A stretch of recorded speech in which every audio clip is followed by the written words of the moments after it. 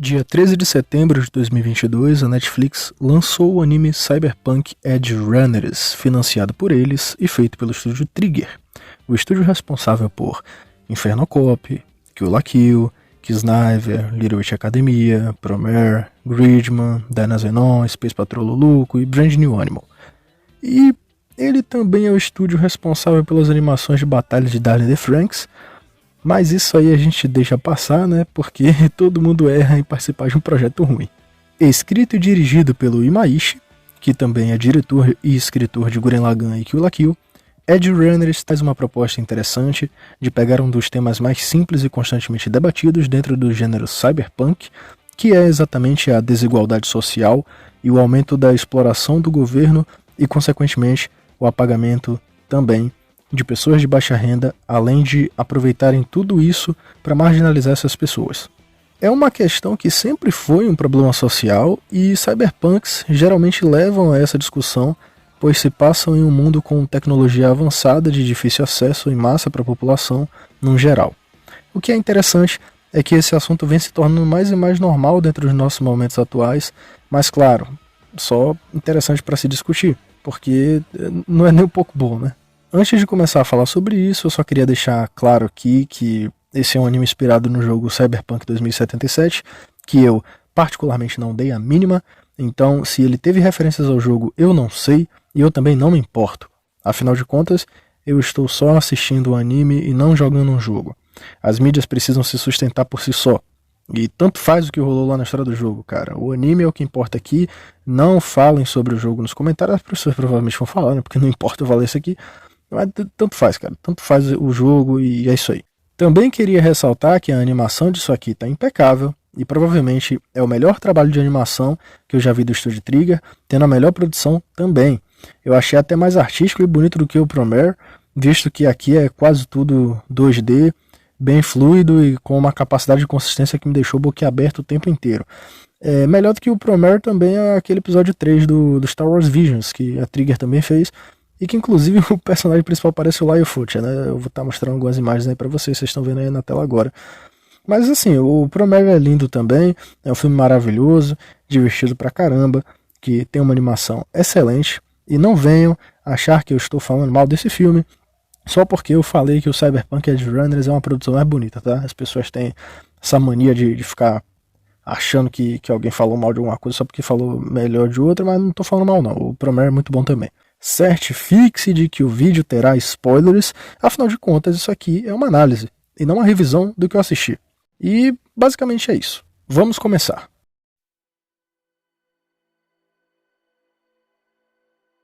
Para quem vive em uma caverna, ou para aqueles que ainda não se preocupam muito com documentação, tirar uma carteira de trabalho agora é apenas no celular, cara. Pois é. Não existe mais carteira de trabalho que seja física, e isso tem tomado conta também do título de eleitor. E as pessoas que não têm acesso a uma tecnologia mais avançada? Não existem alternativas para quem tem a baixa renda e não pode ter um celular hoje em dia. Nem adianta falar que existe smartphone de R$600 atualmente, porque além de ser difícil as pessoas em extrema pobreza conseguirem R$600 para comprar um celular, né? Ao invés de elas comprarem comida, por exemplo, para que vai comprar celular, você tem que comprar comida. Esses celulares atuais eles têm danificado mais rápido do que os celulares mais antigos. E principalmente, eles vão danificar bem mais rápido ainda se for um celular mais barato do que os mais caros atuais. Porque o processador desgasta, enfim. Tem um monte de fatores que faz com que o celular esgote mais rápido. Enfim. Existem uma série de problemas que envolvem os pobres deste país aqui chamado Burchil, ou Brasil, seja lá como vocês queiram chamar. E, bom, essa série de problemas vai construindo pouco a pouco o desencadeamento do apagamento social, que sempre foi presente, né? E não é só no Brasil, é no mundo inteiro, mas eu falo do Brasil mais porque é o país que a gente vive. E essas coisas vêm piorando com o passar do tempo. Ghost in the Shell Standalone Complex fala bastante disso durante sua primeira temporada, e ele engloba diversos outros assuntos e aspectos cotidianos de uma sociedade extremamente evoluída, tecnologicamente falando, e que, por isso, vai afastando mais ainda os pobres de um acesso maior a isso tudo. De um acesso a um corpo robótico, de um acesso a uma tecnologia mais avançada que faça com que eles sobrevivam mais e tal, com que eles comprem, vendam, enfim.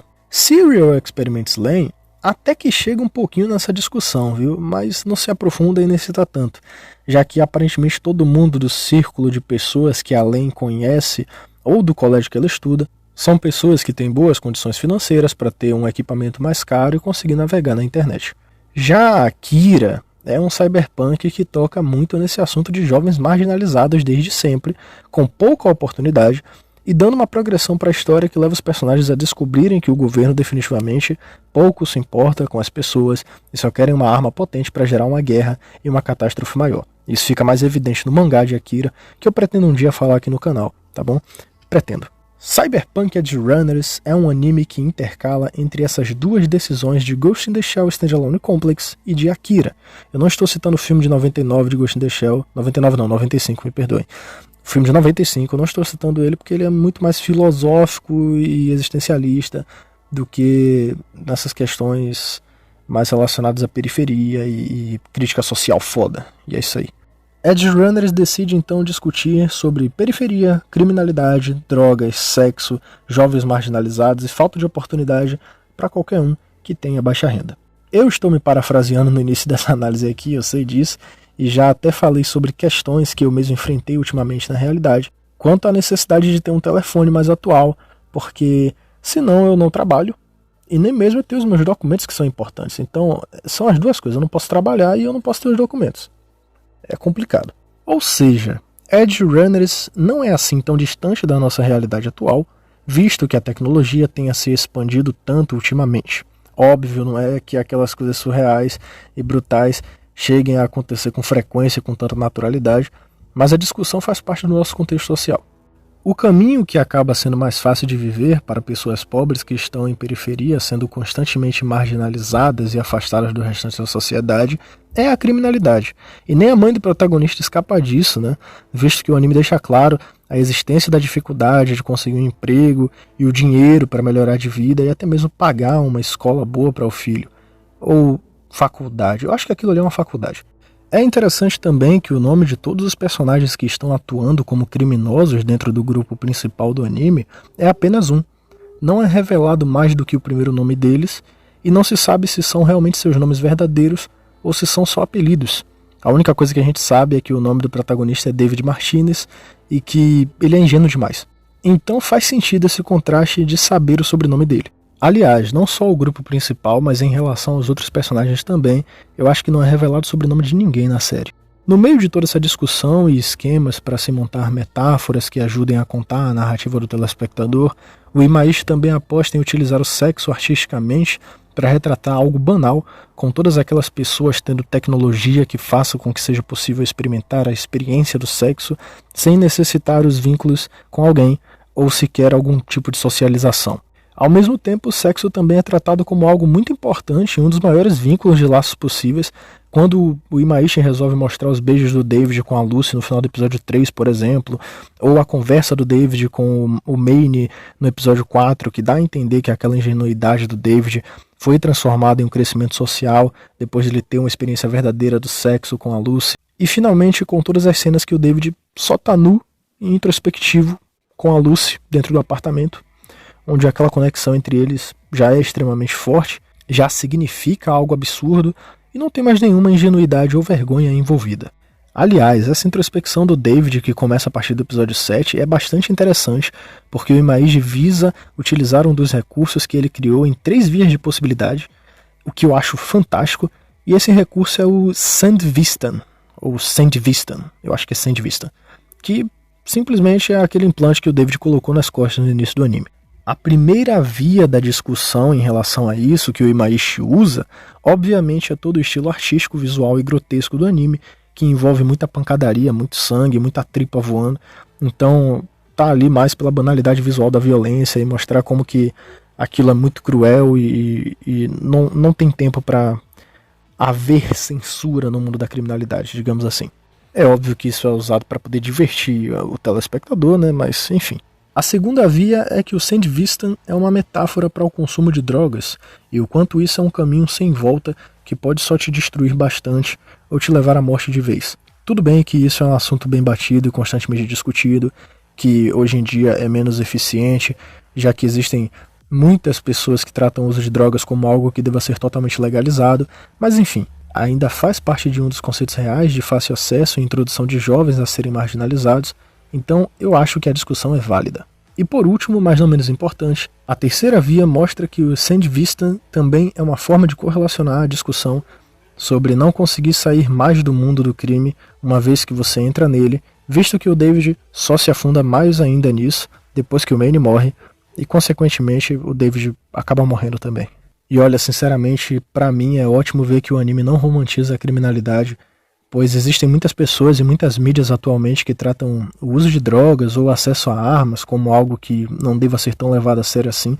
E eu particularmente acho que existem drogas que podem ser legalizadas, como é o caso da maconha e tal, mas o crack e a heroína, por exemplo, cara, são drogas extremamente pesadas que viciam fácil e não possuem fatores medicinais, eles só destroem a pessoa mesmo. E o uso das armas eu nem preciso falar o quanto que eu acho horrível, né? Ver que o anime discute sobre essas coisas sem ter medo de ser julgado como uma cartilha anti-drogas e anti-armas é o que torna ele, pelo menos pra mim, o anime mais corajoso do Imaishi. Toda a jornada do David leva ele a tentar ser alguém que ajude as pessoas e que faça alguma coisa pela vida que ele teve e pelas oportunidades que ele teve, já que a mãe dele se esforçou muito e se arriscou muito para dar tudo o que ele merecia só por ser o seu filho. Isso é uma realidade que eu vejo acontecer diversas vezes onde eu moro. Não é de agora que eu vejo várias crianças e adolescentes que me dão bom dia, boa tarde, boa noite, e que depois de um tempo, quando eu menos espero, o crime já levou embora, cara. Eles crescem e entram nessa merda e é isso aí. Eu sempre morei em favela e é triste demais ver que a alternativa mais acessível sempre é conseguir uma arma e ir roubar ou traficar. A maioria dessas pessoas tem mentes extremamente fracas para chegar nesse ponto, e não é porque essas pessoas são burras não, mas sim porque a fome fala mais alto. E a vontade de ver a mãe sorrir por ter o que vestir ou o que comer no final do mês é gigantesca. Eu sinceramente dou graças a Deus que eu nasci e cresci sendo um moleque cagão o suficiente para não entrar nessas paradas, mas nunca me faltou oportunidade de ser só mais um desses caras. Enfim, ainda bem que eu não fui por esse caminho e eu tô aqui podendo gravar vídeos sobre umas paradas que eu gosto, ainda bem que eu tive mais oportunidade do que outras pessoas de poder apreciar a arte e falar sobre arte. A coragem que o Imaishi teve em matar o protagonista e mostrar que realmente esse caminho só leva à morte e nada mais do que isso é gigantesca e principalmente sensacional. A Lucy teve o que queria, mas ela sofreu muito quando era criança nas mãos de ricos que só visavam explorar os pobres, falando numa linguagem extremamente por cima da analogia da obra, né? E enfim, ela conseguiu o que queria, ela foi viajar para a Lua, mas com o custo de que quase todos morreram para que isso fosse possível, principalmente o cara que ela amava. Principalmente o protagonista. E é uma jornada definitivamente cruel. Não existe final feliz na criminalidade, mesmo que você consiga beneficiar alguma pessoa no fim das contas. Esse pode não ser o anime mais bem escrito do Imaishi, porque ainda temos Gurren Lagann e Kill la Kill aí, que eu realmente acho mais bem escrito, mas eu acho que foi o que mais me divertiu e foi o que mais foi dinâmico, além de ter sido mais corajoso também. Talvez, num geral, eu tenha gostado mais do Cyberpunk Edge Runners do que do Gurren Lagann e do Kill la Kill, viu? Por conta dessas últimas coisas que eu acabei de falar aqui. E sinceramente, eu não sei muito bem. Eu ainda preciso assistir esse anime mais vezes daqui pra frente. E isso vai acabar acontecendo porque foi muito divertido ver isso aqui, cara. Eu vi de uma vez só. O fator cliffhanger e gancho dos episódios ali, do final do episódio pro início do outro, é maravilhoso. Enfim, a direção do Imaishi é sensacional, né? Não tem muito o que dizer. O que fica agora é o sentimento de uma história bem escrita, super coesa e com um monte de maluquices grotescas e geniais que o Imaishi já gosta de escrever nas obras dele, além de um final extremamente exagerado, mas o mais contido que ele fez até agora em termos de exagero de batalha, né? Não tem aqueles mechas que ultrapassam 50 metros, tá ligado? Em termos de narrativa, eu acho que é o final mais impressionante que ele já fez, visto que ele matou quase todo mundo, mas principalmente o personagem principal, que foi a jogada mais assertiva para a mensagem da obra. Mas e vocês? O que vocês acharam do anime? Comenta aí embaixo para eu saber a opinião de vocês sobre a obra. Eu espero que vocês tenham gostado desse vídeo aqui, e se quiserem me fazer uma doação para eu continuar sobrevivendo, já que eu não ganho nada com o YouTube, o meu pix é canaldoazil@gmail.com. Muito obrigado por ter visto esse vídeo até aqui, um grande abraço e até o próximo. Valeu, pessoal!